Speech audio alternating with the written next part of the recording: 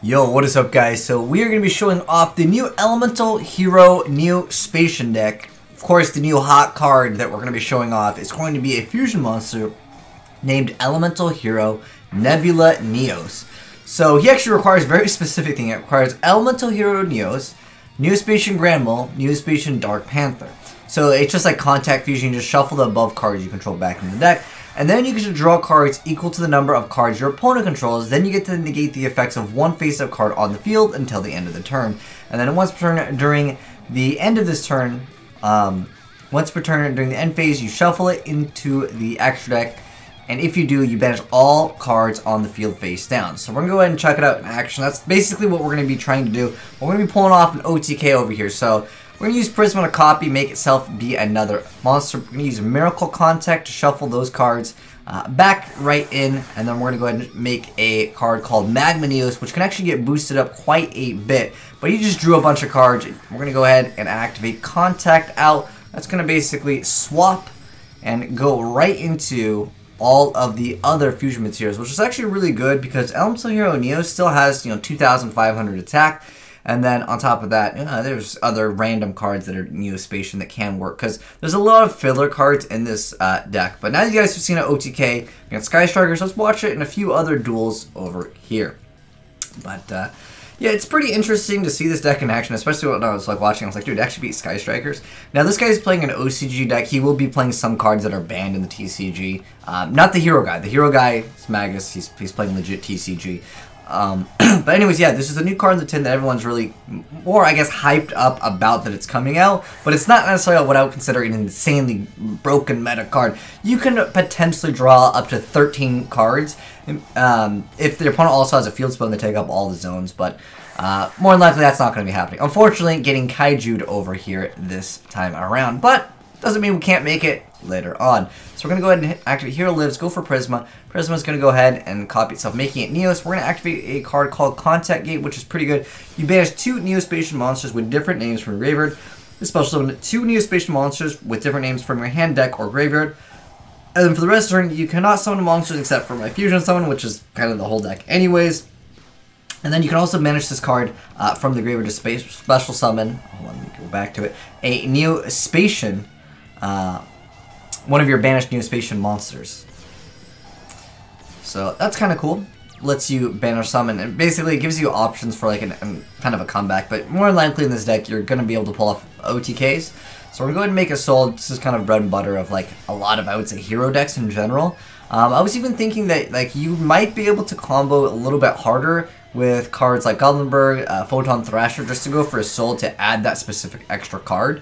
But you're seeing, once again, Magma Neo. So this card gains 4 in attack for each card on the field, which could actually work quite well when you go for the new fusion card. Because if you're going to be able to draw a bunch of cards, you might be able to actually pull off a combo where you're going to draw like 5 or 6 cards with, Nebula Neos.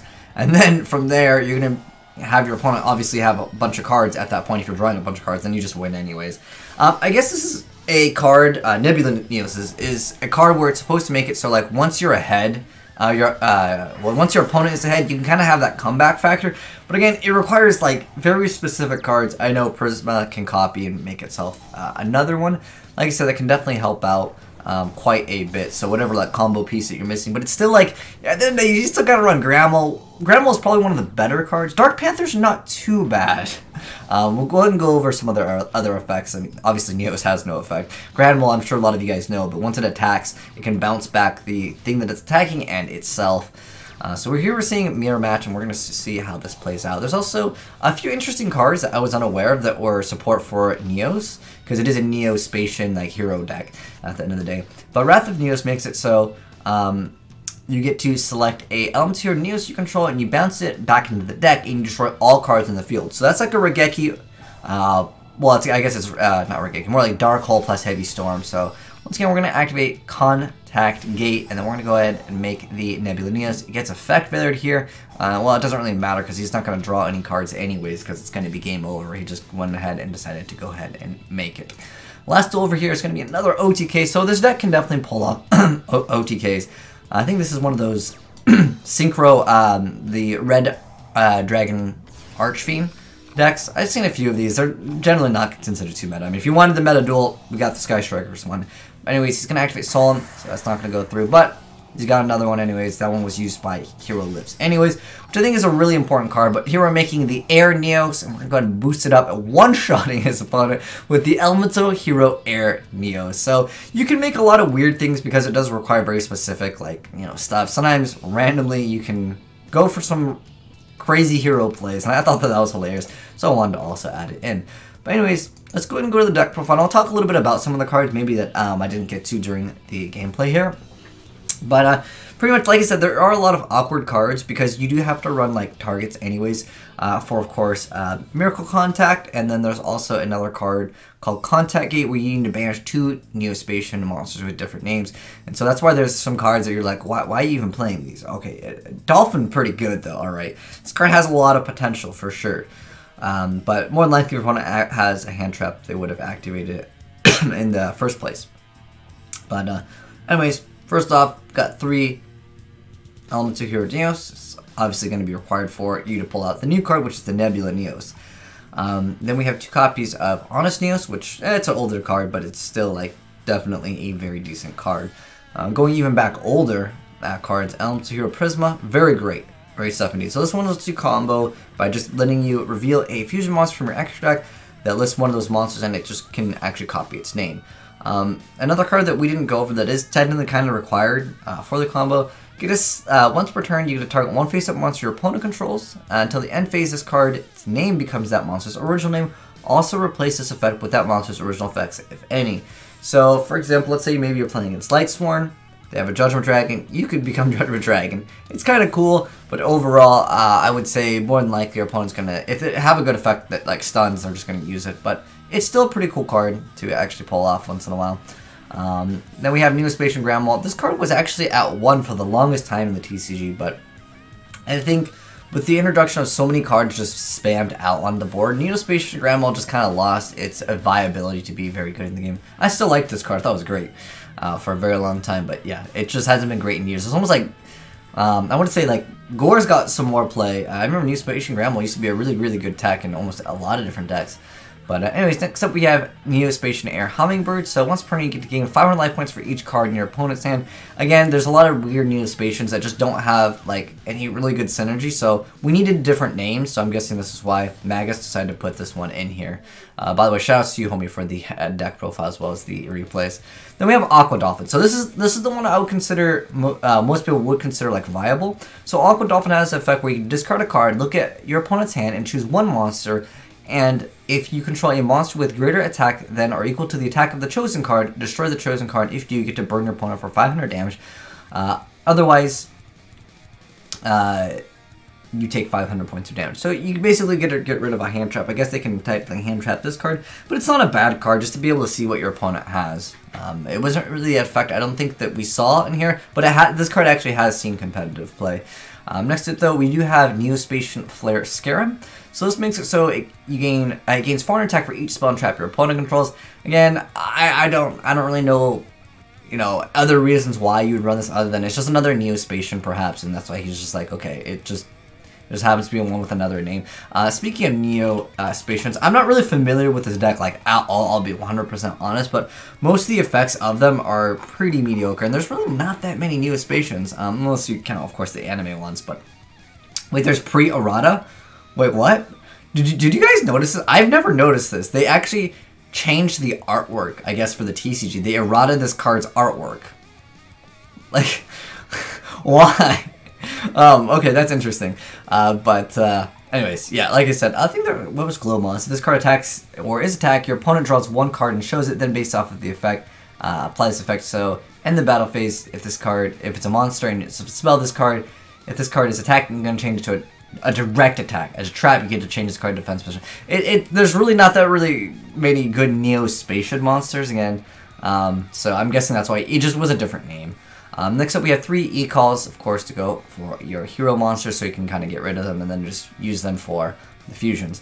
Then we have Hero Lives, so obviously this is for your Prisma play. Unfortunately, there is not any other good target, I would say, in this variant of the deck. Perhaps someone could make another variant with some other cards. But we got Reinforcement of the Army, 3 copies of Miracle Contact. So this is a card where you're going to shuffle those cards, and then you get to ignore its summoning condition. So you shuffle those cards from the field or graveyard or hand, the fusion materials, and that's what let him basically get out a big board. Let's do OTK quite easy, I would say. And then, of course, we have Contact Gate, which is one of the newer cards as well. This is really good. So we banished 2 neo-spacians with different names. That's why, again, we're playing some of these awkward cards here. And then you get a special summon 2 from your deck. It's actually really good. I like it. It's very, very, very viable indeed. And then next up, we got the Wrath of Neos. We got Oversoul. This was used in one of the duels, so it lets you just target an E-Hero normal monster, which is, of course, going to be your Neo, so it just lets you push for a game. We have 3 copies of Convert Contact, so if you control no monsters, you can send 2 neo-spacian monsters, 1 from your hand and 1 from your deck, then draw 2 cards. It's so incredibly good. And it's not even like a once per turn, so this is like their draw power in the deck.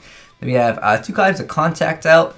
If you really want to go for OTKs, you can bump this up if you'd like to, but you bounce back a Neos fusion monster you control, and if all the material is there, you can special summon all of them. So that's really good.